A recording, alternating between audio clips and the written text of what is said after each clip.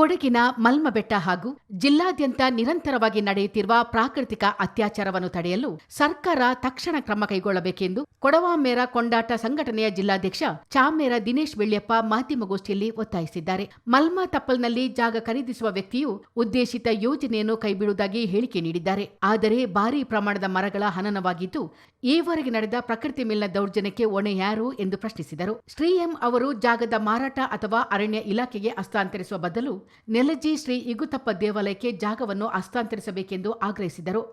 ಎಲ್ಲ ಚಟುವಟಿಕೆಗಳನ್ನು ಕಂಡು ಕಾಣದಂತಿರುವ ಜಿಲ್ಲಾಡಳಿತ, ಅರಣ್ಯ ಇಲಾಖೆ ನಡೆ ಖಂಡನೀಯ ಎಂದ ದಿನೇಶ್ ಬೆಳ್ಯಪ್ಪ, ಪ್ರಕೃತಿಗಾಗಿರುವ ಹಾನಿಗೆ ಯಾವ ಪರಿಹಾರ ನೀಡಲಿದ್ದಾರೆ ಎಂದು ಪ್ರಶ್ನಿಸಿದರು. ನಡೆಸಿದಂಥ ಚಟುವಟಿಕೆಯನ್ನು ಪ್ರಶ್ನಿಸ್ತಕ್ಕಂಥ ಒಂದು ಕೆಲಸವನ್ನು ಪಂಚಾಯಿತಿಯವರು ಕೂಡ ಯಾಕೆ ಮಾಡಲಿಲ್ಲ? ಅವರಿಗೆ ಗಮನಕ್ಕೆ ಬರಲಿಲ್ವಾ? ಅಥವಾ ಬಂದು ಕೂಡ ಜಾನ ಕುರುಡುತನವನ್ನು, ಒಂದು ಜಾಣ ಮೌನವನ್ನು ಅನುಸರಿಸಿದ್ರ ಅನ್ನುವಂಥದ್ದು ಪ್ರಶ್ನೆ.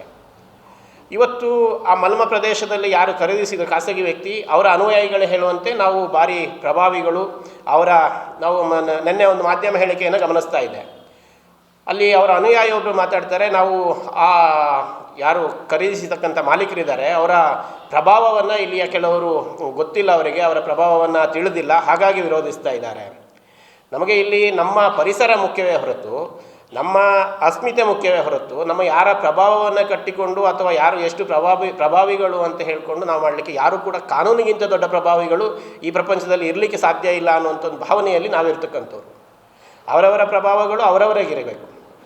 ಅವರ ಪ್ರಭಾವವನ್ನು ನಮ್ಮ ಮೇಲೆ ಹೇರುವಂಥ ಪ್ರಯತ್ನ ಬಂದಾಗ ನಾವು ಕೂಡ ಕಾನೂನು ವ್ಯಾಪ್ತಿಯಲ್ಲಿ ಮತ್ತು ಅದರ ಆಚೆಗೆ ನಾವು ಏನು ಮಾಡಬೇಕು ಅದನ್ನು ಮಾಡಲಿಕ್ಕೆ ತಯಾರಿದ್ದೇವೆ ಅಂತ ಒಂದು ಸಂದೇಶವನ್ನು ಕೊಡಬೇಕಾಗತ್ತೆ ಅಂತ. ಇವತ್ತು ಆ ಪ್ರಭಾವ ಇರತಕ್ಕಂಥ ವ್ಯಕ್ತಿ ಒಂದು ಧಾರ್ಮಿಕ ಚಟುವಟಿಕೆಯನ್ನು ನಡೆಸಲಿಕ್ಕೆ ಉದ್ದೇಶ ಇತ್ತು ಅಂತ ಹೇಳ್ತಾರೆ. ಆದರೆ ಅದಕ್ಕಿಂತ ಮುಂಚೆ ಅದು ಪ್ರವಾಸೋದ್ಯಮ ಉದ್ದೇಶದಿಂದ ಮಾಡಿದ್ರು ಅಂತ ಸ್ಥಳೀಯರು ಹೇಳ್ತಾರೆ. ಈಗ ಅವರ ಹೇಳಿಕೆಯನ್ನೇ, ಅವರ ಸ್ಪಷ್ಟತೆಯನ್ನೇ ತಗೊಂಡು ಪ್ರವಾಸೋದ್ಯಮವನ್ನು ಮಾಡ್ತಾ ಇರಲಿಲ್ಲ, ಧಾರ್ಮಿಕ ಚಟುವಟಿಕೆಗಳನ್ನು ಮಾಡ್ತೀವಿ ಅಂತ ಆದರೆ, ಧಾರ್ಮಿಕ ಚಟುವಟಿಕೆ ಅಂದರೆ ಏನು? ಅಷ್ಟು ದೊಡ್ಡ ಪ್ರಭಾವಿ ವ್ಯಕ್ತಿಯಾಗಿ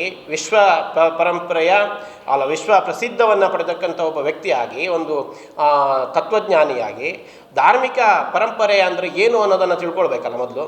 ಯಾವುದು ಧರ್ಮ ಅಂದರೆ? ಧರ್ಮ ಅಂದರೆ ನಾನು ಬೆಳೆಯೋದರ ಜೊತೆಗೆ, ನಾನು ಬದುಕೋದರ ಜೊತೆಗೆ ಬೇರೆಯವರನ್ನು ಬದುಕಲಿಕ್ಕೆ ಬಿಡುವಂಥದ್ದು, ಬೇರೆಯವರನ್ನು ಅಷ್ಟೇ ಹಕ್ಕಿನಲ್ಲಿ ಅವರ ಬದುಕುವ ಹಕ್ಕನ್ನು ಕಸಿದುಕೊಳ್ಳದೆ ಅವರನ್ನು ಬದುಕಲಿಕ್ಕೆ ಬಿಡುವಂಥದ್ದು ಧಾರ್ಮಿಕತೆ. ಆದರೆ ಮಲ್ಮದಲ್ಲಿ ನೀವು ಮಾಡಲಿಕ್ಕೆ ಹೊರಟಿದ್ದೇನು? ಮಲ್ಮದಲ್ಲಿ ನೀವು ಮಾಡಲಿಕ್ಕೆ ಹೊರಟಿದ್ದು ಯಾವುದೋ ಒಂದು ನಿಮ್ಮ ಸ್ವಯಂಕೃತ ಚಟುವಟಿಕೆಗಳಿಗಾಗಿ ಅಲ್ಲಿಯ ಜೀವ ಸಂಕುಲವನ್ನು ನಾಶ ಮಾಡಿದ್ರಿ, ಅಲ್ಲಿಯ ಪರಿಸರವನ್ನು ನಾಶ ಮಾಡಿದ್ರಿ, ಅಲ್ಲಿನ ಇರ್ತಕ್ಕಂಥ ಪ್ರಾಣಿ ಪಕ್ಷಿಗಳಿಗೆ ಹಾನಿ ಮಾಡಿದ್ರಿ. ನಿಮಗೆ ಅಷ್ಟು ದೊಡ್ಡ ತತ್ವಜ್ಞಾನಿಯಾಗಿ ನಿಮ್ಮ ಗಮನಕ್ಕೆ ಬರಲಿಲ್ವಾ ಅದು? ನಾನು ಈ ಚಟುವಟಿಕೆಯನ್ನು ಮಾಡಬೇಕಾದ್ರೆ ಅಲ್ಲೊಂದು ಪರಿಸರ ಸೂಕ್ಷ್ಮ ಪ್ರದೇಶ ಇದೆ. ಆ ಪ್ರದೇಶದಲ್ಲಿ ನಾನು ಮಾಡಿದಂಥ ಚಟುವಟಿಕೆಗಳಿಂದ ಅಲ್ಲಿರ್ತಕ್ಕಂಥ ಮರಗಳಿಗೆ ಹಾನಿ ಆಗ್ತದೆ, ಅಲ್ಲಿರ್ತಕ್ಕಂಥ ಸಸ್ಯ ಸಂಕುಲಕ್ಕೆ ಹಾನಿ ಆಗ್ತದೆ, ಅಲ್ಲಿರ್ತಕ್ಕಂಥ ಬೇರೆ ಬೇರೆ ಕಾಡು ಪ್ರಾಣಿಗಳಿಗೆ, ಆ ಜೀವ ಸಂಕುಲಕ್ಕೆ ಹಾನಿ ಆಗ್ತದೆ. ಅದಕ್ಕಿಂತ ಹೆಚ್ಚಾಗಿ ಅದು ಕಾವೇರಿ ಕೊಳ್ಳಕ್ಕೆ ನೀರು ಉಣಿಸ್ತಕ್ಕಂಥ ಪ್ರಮುಖ ಪ್ರದೇಶ ಮಲ್ಮ ಪ್ರದೇಶ ಅಥವಾ ನೆಲ್ಜಿ, ಪೇರೂರು, ಭಾಗಮಂಡಲದ ಆ ಪ್ರದೇಶ ಏನಿದೆ ಅದು ಕಾವೇರಿಗೆ ಪ್ರಮುಖವಾಗಿ ನೀರು ಉಣಿಸ್ತಕ್ಕಂಥ ಪ್ರದೇಶ.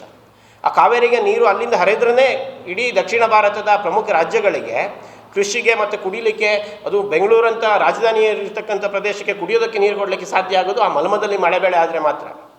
ಹಾಗಿದ್ರೆ ಯಾಕೆ ಅದನ್ನು ನಮ್ಮ ಕೈಯಲ್ಲಿ ಮಾಡಲಿಕ್ಕೆ ಆಗಿಲ್ಲ? ಯಾಕೆ ನೀವು ಅಷ್ಟು ದೊಡ್ಡ ತತ್ವಜ್ಞಾನಿಯಾಗಿ ನೀವು ಯಾಕೆ ಅದನ್ನು ಸರಿಯಾಗಿ ಗ್ರಹಿಸಲಿಕ್ಕೆ ಆಗಲಿಲ್ಲ?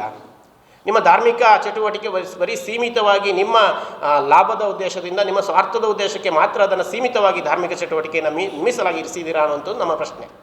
ಗೋಷ್ಠಿಯಲ್ಲಿ ಕೊಡವಮೇರ ಕೊಂಡಾಟ ಸಂಘಟನೆಯ ಕಾರ್ಯದರ್ಶಿ ಗಿರೀಶ್ ಭೀಮಯ್ಯ, ಸಂಘಟನಾ ಕಾರ್ಯದರ್ಶಿ ತೀತಿಮಡ ಸೋಮಣ್ಣ, ನಿರ್ದೇಶಕ ಅಜ್ಜಮಕ್ಕಡ ವಿನು ಕುಶಲಪ್ಪ ಹಾಜರಿದ್ದರು.